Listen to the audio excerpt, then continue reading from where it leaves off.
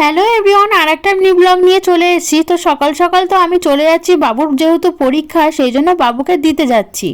মনে হচ্ছে চিংড়ি মাছের হাট বসেছে, এত ক্যাচর ম্যাচর করছে তাই তোমাদের একটু ঘুরিয়ে দেখালাম। পাটা ব্যথা হয়ে গেছিল বলে বেঞ্চে আমি বসে পড়লাম, কি আর করব।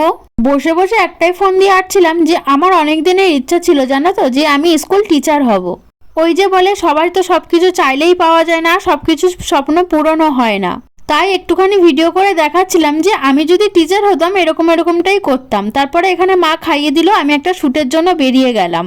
অনেকটা দূর সাইকেল চালিয়ে গেছি, আমার পুরো পা ব্যথা হয়ে গেছে। তো এখানে দেখতে পাচ্ছ 100 বিঘে অনেকটা জমি জুড়ে এরকম ধান চাষ হয়, আর আমি তো এদিকে রেডি হয়ে গেছি শ্যুটের জন্য। এই যে রিলসটা বানিয়েছি, অনেক রিলস অনেক ভিডিও বানিয়েছি, তোমরা পারলে চেক আউট করে আসতে পারো মাই ইনস্টাগ্রামে আর ফেসবুকে। অনেকটা সন্ধ্যা হতে হতে যায়, আমরাও বেরিয়ে পড়লাম তিনজনের সাইকেল নিয়ে। আজকের মতো টাটা।